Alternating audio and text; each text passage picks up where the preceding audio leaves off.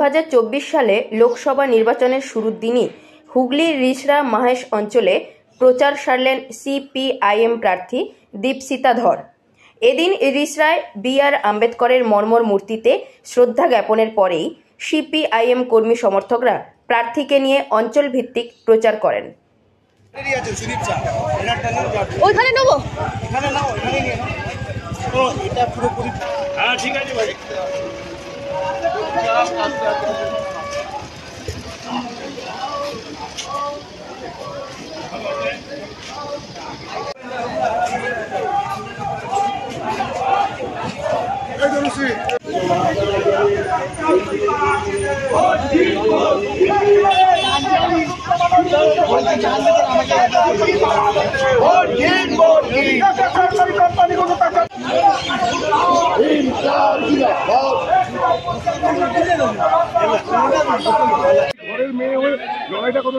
আমাদের লড়াইটা ব্যক্তির বিরুদ্ধে লড়াই নয়, আমাদের লড়াই রাজনীতির লড়াই।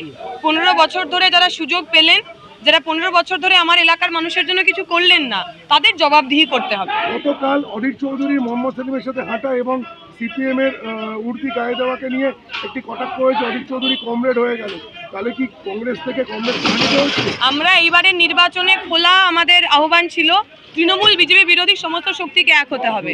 জাতীয় কংগ্রেস এবং ভারতের কমিউনিস্ট পার্টি সহ বামপন্থী দলগুলো আমরা এক জায়গায় এসেছি।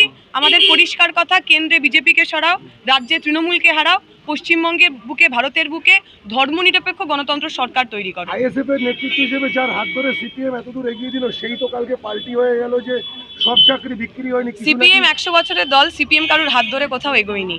আমরা বলেছিলাম সংযুক্ত মোর্চাতে তৃণমূল বিজেপি বিরোধী মানুষ একসাথে আসুক, আমরা এখনো বলছি। কে কি বললো আমি এখনো শুনিনি, তাই আমি আমার রাজনীতি আমার পার্টির লোকের ছাড়া অন্য কারোর কথা আমি বলে দিচ্ছি। বক্তব্য হচ্ছে 100 বছরের পার্টির হাত ধরে অনেকে চাকরি পেয়েছে, সুপারিশে চাকরি হয়েছে, সেটা তো সিপিএম কেই টোন করা হলো। সেটা তো যিনি বলেছেন আপনি তাকে জিজ্ঞেস করবেন, তিনি কাকে বলেছেন। 100 বছরের দল হিসাবে আরএসএস কে বলেছেন, কারণ আরএসএস ও 100 বছর পার করেছে, না অন্য কাউকে বলেছেন, সেটা তো আমি বলতে পারবো না, উনি ঠিক করবেন। তবে আমরা এটুকু বলতে পারি, আমরা 11 সালের আগে থেকে এই চ্যালেঞ্জ দিয়েছি। কোথাও যদি আমাদের লোকেরা কোনো কিছু করে থাকে, খোলা চ্যালেঞ্জ, ইডি, সিবিআই, সিআইডি সবাইকে লাগিয়ে দিন, যদি দম থাকে আমাদের নেতাকে জেলে ভিতরে।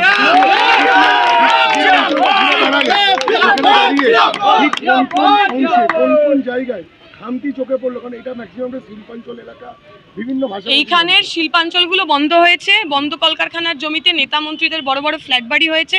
আমরা বলছি আমাদের ভোট দিন, আমরা বন্ধ কলকারখানাগুলো খুলবো এবং যারা যারা আপনার পকেটের টাকা মেরে 8 তলা 10 তলা বাড়ি তৈরি করলো, তাদের বাড়ি বিক্রি করে সাধারণ মানুষের কাছে টাকা ফেরত দেবো।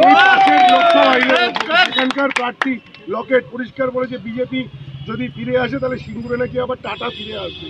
কি বলবে? ওনাকে একটু ওই ছবিটা দেখিয়ে দেবেন যেখানে রাজনাথ সিং এবং মমতা ব্যানার্জি একসাথে ওই গ্লুকোজ খেয়ে অনশন করছিল, ওই ছবিটা দেখিয়ে দেবেন। আমাদের কিছু বলার নেই। দীপশিতার টার্গেট কোন কোন জায়গাকে মানুষের কাছে তুলে আনা, রেড ভলান্টিয়ার হিসেবে বারবার আপনি রেড ভলান্টিয়ারের কথা। এই অঞ্চলের শিল্প ঠিক করতে হবে, এই অঞ্চলের ভেঙে পড়া স্বাস্থ্য ব্যবস্থা, উপস্বাস্থ্য কেন্দ্র, হাসপাতালগুলো ঠিক করতে হবে।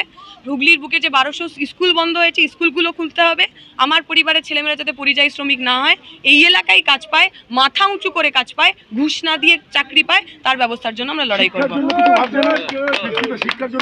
6% জিডিপি, 10% বাজেটের অনেক সাল থেকে আমরা বলেছি। স্কুল বন্ধ হয়ে গেছে গোটা বাংলায়, সেইটার জন্য 2026-এ মমতা ব্যানার্জিকে সরাতে হবে, বামপন্থীদের জেতাতে হবে, আমরা স্কুল খুলবো, নতুন স্কুল বানাবো।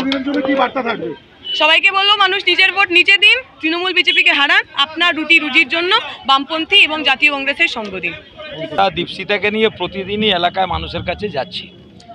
আজকে আর শ্রীরামপুরে সকালে হয়েছে, বৈকালবেলা রিষড়াতে হয়েছে। প্রতিদিন আমরা মানুষের রুজি রুটির কথা বলছি, দ্রব্যমূল্য বৃদ্ধির কথা বলছি, সংবিধান বাঁচানোর কথা বলছি, আমাদের দেশে কর্মসংস্থানের কথা, যুব সমাজের কথা আমরা মানুষের কাছে তুলে ধরছি। আজকে ঘরে ঘরে বেকার, লেখাপড়া জানা ছেলে মেয়েদের কোনো কাজ নেই। 1 কোটি ভ্যাকেন্সি আছে,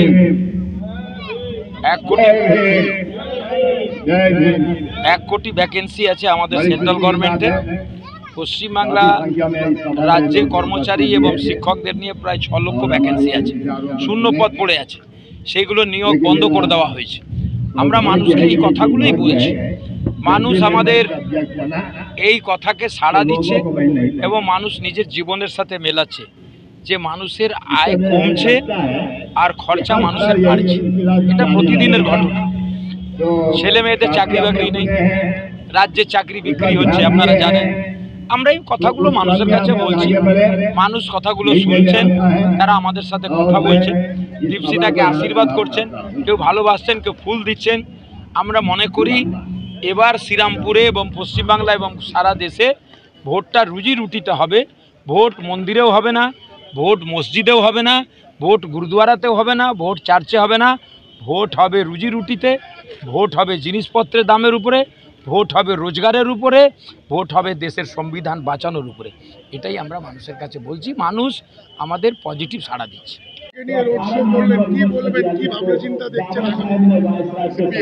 মানুষের দাবি দাবা, বেকারের চাকরি, ছাত্রদের শিক্ষাক্ষেত্রে যে নৈরাজ্য, যে তোলাবাজি চলছে, নতুন শিক্ষানীতির মাধ্যমে যে শিক্ষার সংস্থাগুলোকে যেভাবে প্রাইভেটাইজেশন করা হচ্ছে, এইসব দাবিকে সামনে রেখে মানুষের রুজি রোজগারের দাবি, শ্রমজীবী মানুষের অধিকার যেভাবে কেড়ে নেওয়া হচ্ছে, মহিলাদের যেভাবে আমরা হাতরাসে দেখলাম, আমরা মণিপুরে দেখলাম, আমরা সন্দেশখালীতে দেখলাম, যেভাবে মহিলা সমাজের প্রতি একটা শোষণ ব্যবস্থা আবার তৈরি করা হচ্ছে, একটা ঘেন্না রাজনীতি, একটা সাম্প্রদায়িক রাজনীতি, গরিব মানুষকে ভাগ করে দিয়ে কর্পোরেটের যে চক্রান্ত, এর বিরুদ্ধে আমাদের এই লড়াই।